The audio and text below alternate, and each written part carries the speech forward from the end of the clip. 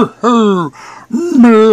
Christmas and a Happy New Year. Oh, Splendid Neca here with another figure review. Today we have got playing on your YouTube,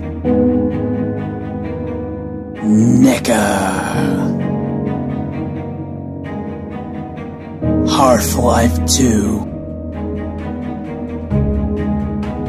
Gordon Freeman.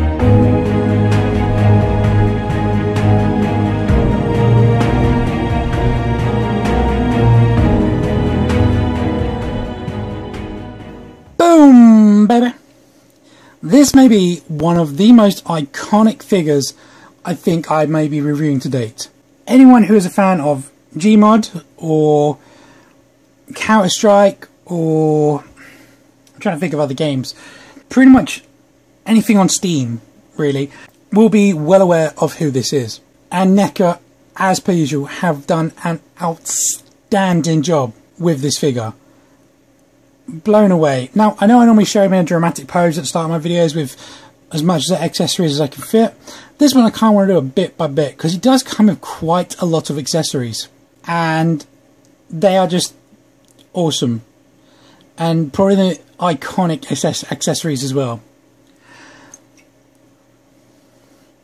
Now, I do have a few gripes with this figure, nothing really major. It's generally with the articulation, but it's got good articulation, just I kind of wish they would have gone with a different choice at certain points. That's about it though, they're only nitpicks really. Apart from that, this figure is outstanding. One of the more pricier gems in my collections, but this is a gem in my collection now. Big fan of the Half-Life series.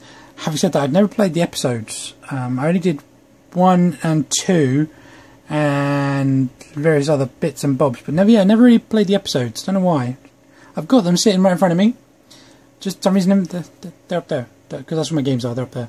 But yeah, for some reason just never got around to playing them. So we shall see. So I won't be going into any details about that. Anyway, let's get into this figure. Now, like I said, he comes with a ton of accessories. He comes with an extra hand, a closed hand, which is a left hand, so that swaps out for the open hand there. He comes with a spore grenade. Now, the person I got this off of eBay, apparently this is a custom made spore grenade, not the one that comes with it. So I'm going to try and find a picture of what the actual one looks like and show it here. Failing that, I think this is an amazing job and I'm very happy with it. It looks really, really good. I'll show a close up on that in a bit. Then we have his gravity gun. This thing is awesome. Quite heavy as well, actually. It's quite a solid weapon. Very, very cool. And so well sculpted. Again, going to go over to more detail on that. And I'm going to show you last. I'm going to show you the best one last, I think. Then we have the iconic crowbar. Now, if anyone's played Gary's mod, this is the first thing you spawn with. And this weapon is basically used for pretty much everything. Just such an iconic weapon in the Half-Life genre. And then the final accessory comes with, I think maybe the coolest accessory, is a head crab.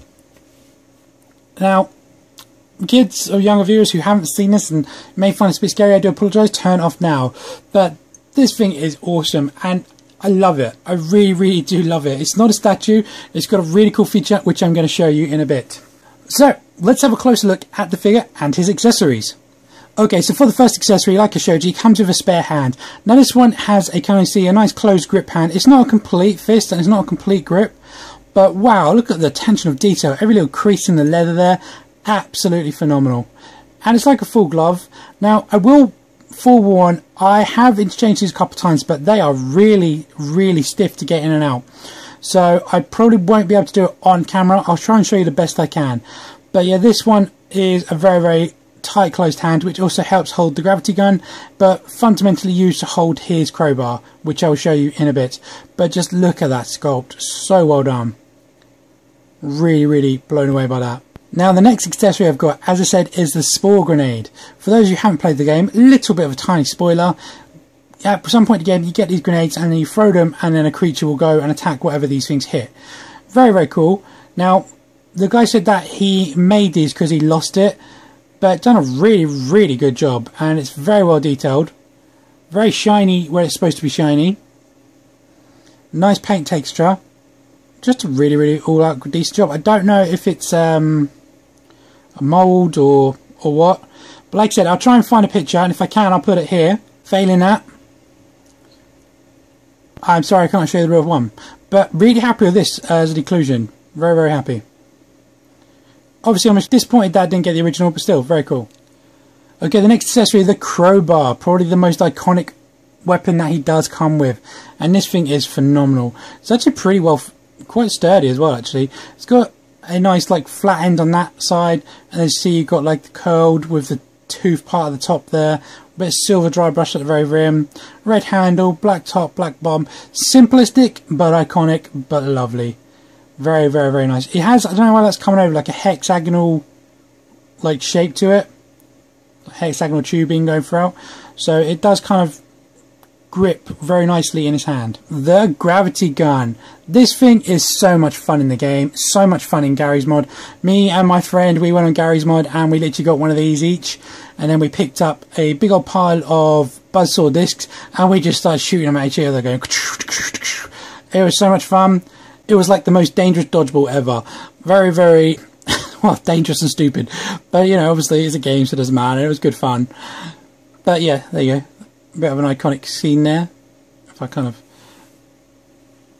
hold him by the handles. Yeah. Because that's what you can see in the game, like that. If I got my hand out of the way and go. Do a little sway motion. Anyway, moving on to this. The detail on this is actually phenomenal. Very well sculpted. Everything, even to the little like pressure gauge that you get there. Really well done. Now, I don't know how well it's coming to camera. There is actually a bit of a dial on there. But I don't know how well it's coming over. And a nice little bit of tape there. The switches here. The handles, the triggers. Just everything's done so well. It'd be cool if these could move. Because how the gun works is when it grabs something, they kind of close. And then they open to shoot out. I think it's that way around. It might be the other way, but I'm pretty sure it's that way. But all in all, phenomenal. And again, he does hold this really well, and I will show you that in a bit. But all in all, blown away. This thing is phenomenal. Like I said, it's got quite a bit of weight to it, though. Okay, so for young viewers, please be aware, I'm about to show the head crab. As you guys know, I like to keep my reviews PG as I can. So, yeah. The head crab. Now, this thing is absolutely grotesque and horrifically looking. You have a really nice texture at the top, and it kind of looks like a turkey, if you ask me. Like, I don't really know what it's supposed to really represent, but it does look absolutely phenomenal. All this blood and splatter looks very cool, and it has a really awesome gimmick, which I will show you. For starters, he has two articulation, and the 2 points of articulation even in the, like, I guess elbow of the front claw. They can rotate around, go up and down. Sorry, hard to show you. They can go round, up and down, and that's about it really. You can go around all the way if you want, but that's the extent of the articulation. There's nothing in the lower one, and there's nothing anywhere else. Having a look inside at that mouth, let's bring the light in closer. That light's very hot. You can see the mind control part in there, with all the suction and everything. Looks very cool. Now, like I said, these things have a gimmick, which, as you guys know, I'm not a big stickler for gimmicks, but you can actually pull this out, and I haven't successfully done it with my nail. Let's try. Yeah. Ta-da! And then you've got a big gaping hole, right? Okay, so having a closer look at Gordon, and wow, Neca just went to town with this one with the sculpt and paint out as per usual. As you can see, he's wearing his very iconic hazmat armor with the logo on the chest. Is it Black Mesa? It's been a long time since I played them games. I think it's Black Mesa. That sounds right. Kind of got like a chainmail going around throughout most of the body with some nice like sculpting scale like layers here. And then some big old chunky pieces of armor on his chest, arms and legs.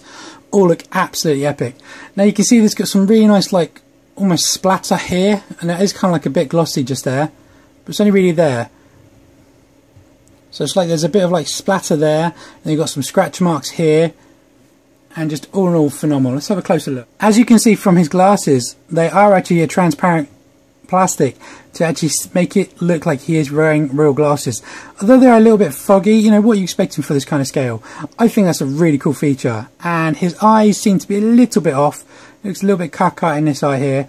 Apart from that, very happy with this paint apps and the sculpt. The hair is really well sculpted, has some nice tones to it, nice shading, and just all in all, just really well done.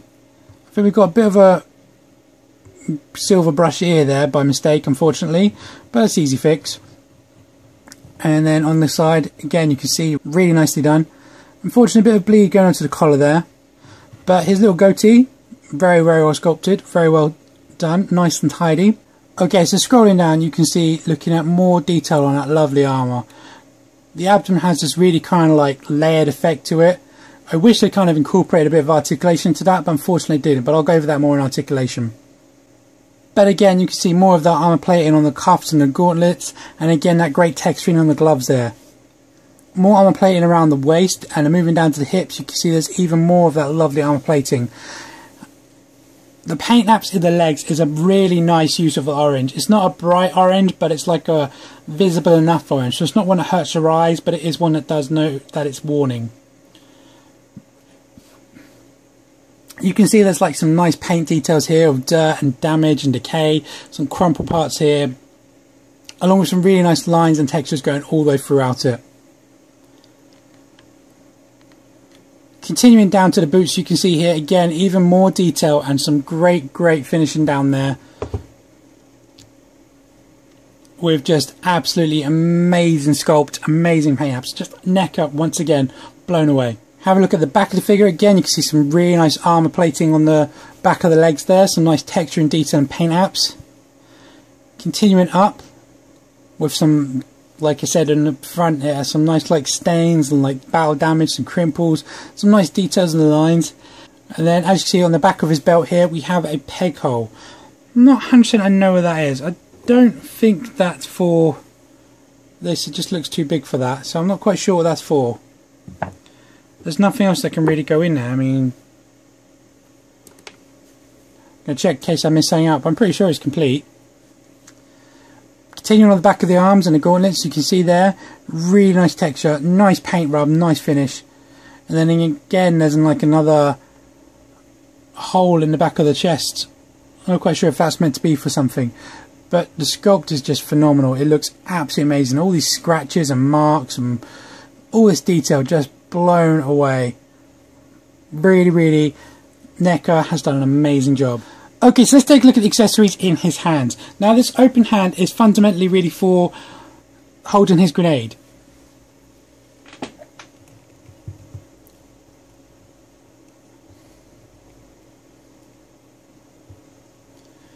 Now he does hold that pretty well, and like you see, it doesn't really fall off. So that's pretty well done. And I saw a review of this with the original official grenade, and that has the exact same thing. It didn't fall off whatsoever.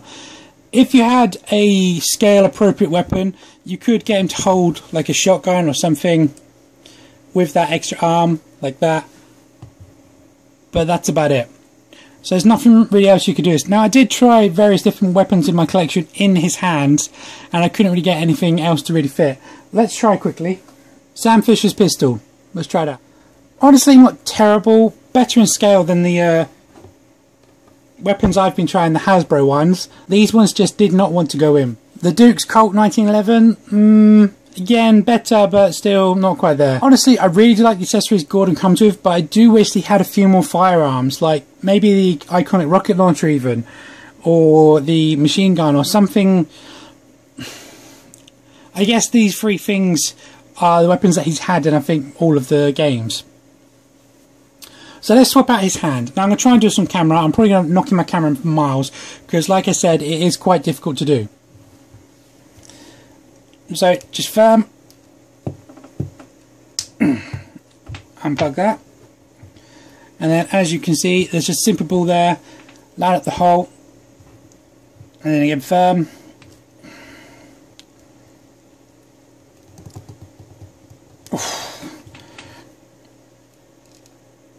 There you go. It's really quite difficult to get that in.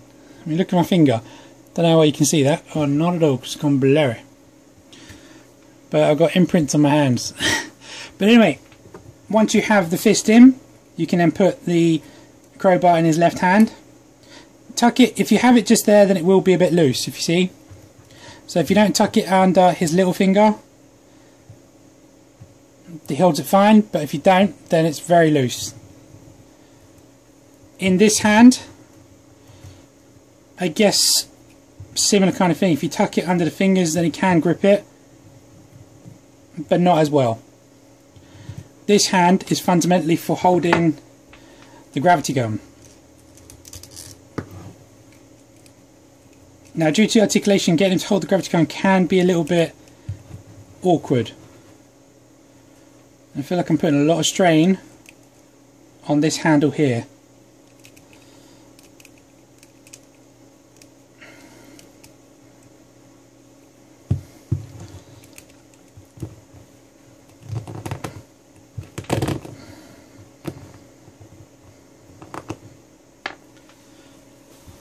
But there we have, sporting the very iconic gravity gun. And yes, even Gordon can become a head crab zombie. Okay, size comparison. Gordon stands to the top of his head just under 7 inches tall. It's probably actually just over 6 3/4. Standing next to Kick-Ass, the Duke, Spencer from Bionic Commando, Nanosuit from Crisis, Gears of War Dominic figure, and then a few usual suspects: Bucky Cap, Superior Spider-Man, Spider-Girl, and Hyperion. Okay, so for articulation, the head is on a ball joint at the actual neck, so it can go forward, right down like that, and up only that far due to the actual sculpt of the armour. You can pivot from side to side that much, but you can rotate around 360 degrees. Now, while the glasses are a separate piece, they are attached, so they will not come off unless you physically take them off. Shoulders are on ball discs, and they can go around 360 degrees. This is a hard armour, so it will stop your articulation if you try and work against it. They can come out that much. Someone said that... Did I lie? See, they come out that much. I was about to say, someone said that the left arm always goes out higher, but they seem to go out the same. Just kind of made it to force a little bit. Anyway, there's no bicep rotation. You then have a rotation of the elbow, 360 degrees, but a bend at the elbow of about 90 degrees there, but then the more you go round, the less you get. Now, with this being a very chunky armoured figure, I really think this one would have definitely helped with a bicep rotation, because that's not a terrible bend, but you know, that's awful. That's practically straight, so it's a shame, unfortunate. You know, that's one thing Neca's let me down on this one. Wrists are on ball joints, as you saw, so they can go down that much, up that much, down that much, and up that much, and you can rotate around 360 degrees. Has a diaphragm joint, and you can go forward. It's very stiff, that much, back that much, so massive amounts. And you can also see that sculpt has continued underneath there. You can go side to side and then 360 degrees around. Second gripe, V-cut hips. Not a fan of this.